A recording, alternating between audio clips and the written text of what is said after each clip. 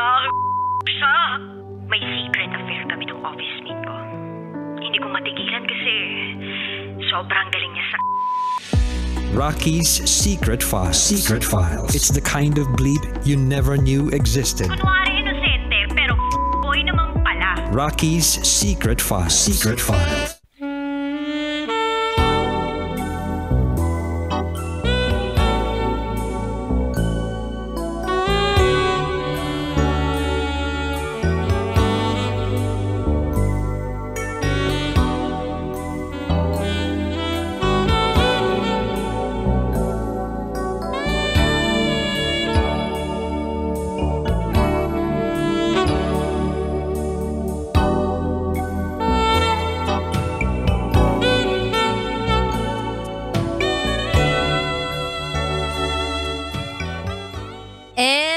We're back! Kasama niyo pa rin si DJ Rocky and this is SPG as in Super Bacchanal Secret File ng ating kabisyo na si Lloyd na naranasan ang kanyang unang bembang nung siya'y tumungtong ng 18 years old.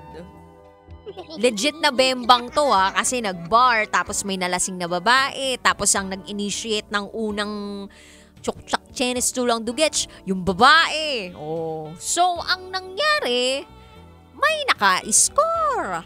At yung napapanood lang daw niya dati sa DVD, na-perform niya na ng live. Diba? Nagre-research ka lang, nag-aaral ka lang dati sa DVD, pero ngayon, executed mo na ng maayos. Talagang hindi ka na supot sa sabihin ng mga pinsan mo. Nabinyagan ka na kumbaga. Sa initiation, you passed. Charot! With harot. Anyway, pakinggan na natin ang mga kabisyo natin nag-share ng kanilang mga thoughts, comments, suggestions, and violent reactions. Ito po ang sabi ni DR. Kahit sabihing 18 ang edad mo, mapusok ka pa rin. Tandaan mo, Lloyd, political science ang kursong kinuha mo sa kolehiyo. Tapos, napaka-wild mo? Na para bang leon na agresibo kay Stacy?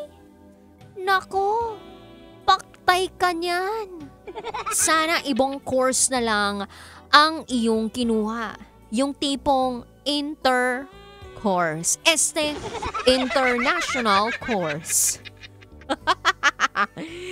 Charot with harot. Maraming salamat, DR. Ano namang connect kung political science yung kinuha niya? So meaning dapat justified niya yung ginawa niyang kasalanan? Ganun ba yun?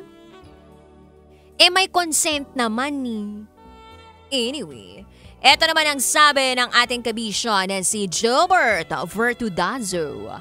Hanga ako sa mga taong ginagawa o gumagawa ng milagro sa mga banyo. Alam mo, DJ Rocky, maikwento ko lang. Nung nag-waiter ako sa bar, marami rin akong nahuhuling pumapasok sa banyo na magsyota. Pero pinababayaan ko lang. Kasi okay din. Dahil paglabas sila, nagbibigay ng malaking tip sa akin. Shoutout po sa Team Bulacan Overdrive, Grab drivers at happy birthday kay Rose Berlin at Megan Jazz Loyola. Ay, in fairness naman sa mga waiter hindi lang pala sa sahod talaga kumikita, kundi pati sa mga tip na ibinibigay ng mga nagbabanyong magsosyota, especially siguro kapag lalaki yung talagang makapal yung bulsa, no? Tapos yung nadagit, ay, may itsura, sexy. Tsaka gumaganda naman kasi talaga ang isang tao, lalong-lalo na kapag madilim. Hello, sa bar, kailan ka nakakita ng tao na sobrang liwanag yung pagmumuka sa loob ng bar? Wala. Kailangan talaga flashlightan mo pa yan bago mo makita yung tunay na itsura. Tsaka sangkatutak na foundation pa yan bago ka lantad dyan sa madlang people sa bar. Anyway, eto naman ang sabi ng ating kabisyo na si Tonton. Hi DJ Rocky. Naloka ako sa SPG secret file ni Lloyd ngayong gabing ito. Naalala ko tuloy. Nung ako rin ay 18 years old, sumabak din ako sa ganyang bembangan at dyan ko talaga natikman ang sarap ng buhay.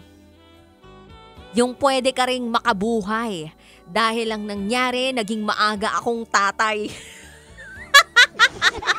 Kaya ang masasabi ko lang sa mga kabataan dyan, kahit na naging legal age kayo, huwag nyo pa rin gagawin yung isang bagay na hindi pa kayo handa sa responsibilidad dahil malay ninyo. Imbes na mag-enjoy kayo, bigla kayong magpadede ng bata tulad ko. Gayon pa man, isa pa rin namang malaking blessing ang nangyari sa akin.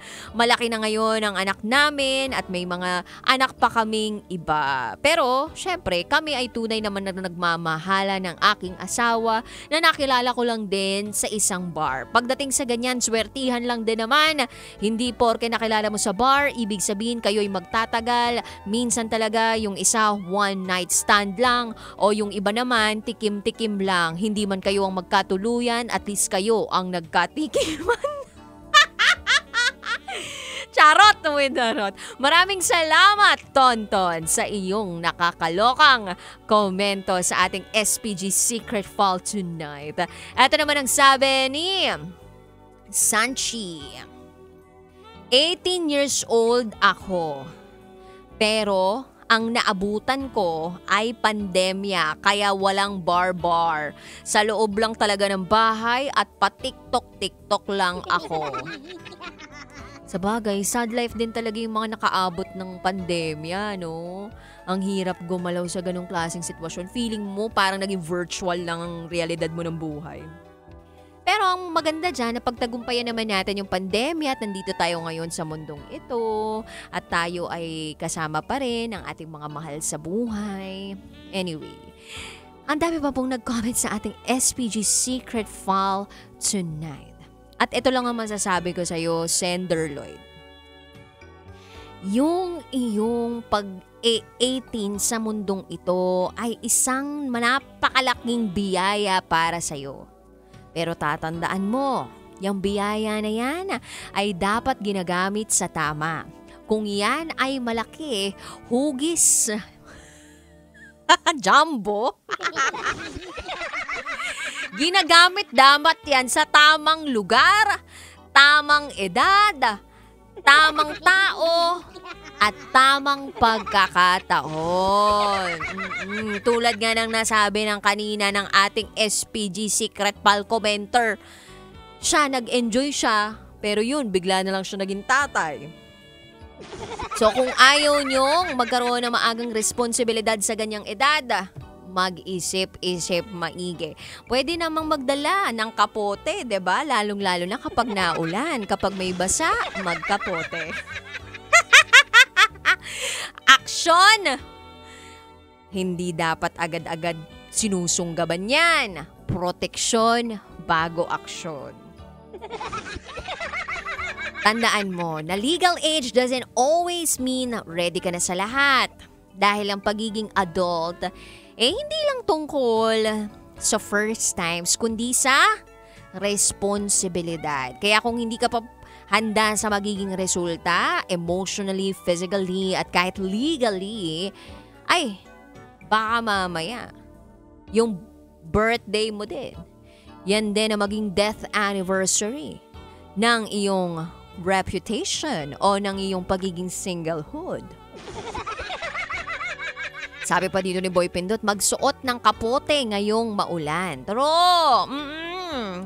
At eto pa, no?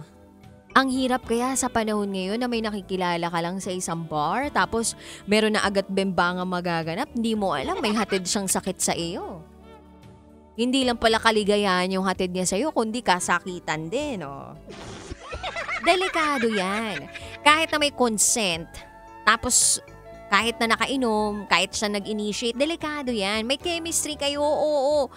Pero kung lasing na yung babae at hindi na malinaw yung pag-iisip, ang dapat gawin dyan, hihatid siya pauwi.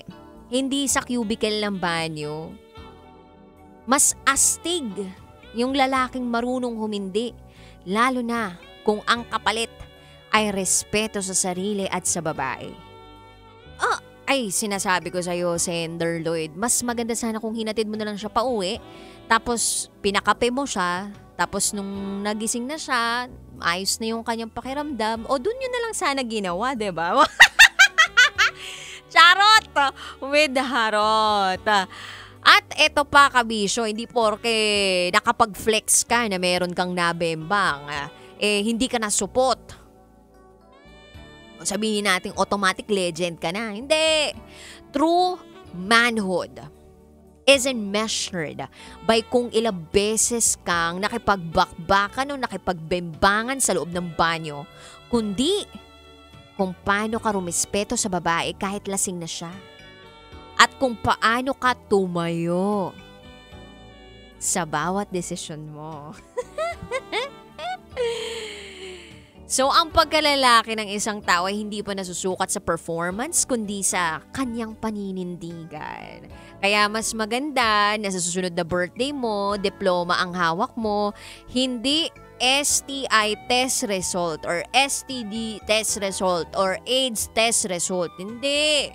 So mag-ingat, ingatan ang sarili, love yourself, and in order for you to love yourself, you have to respect yourself and be clear with your boundaries. Tumanggi sa babae kung po pwede. Subukan mo munang lawayan para hindi mausog. Charot! No, not.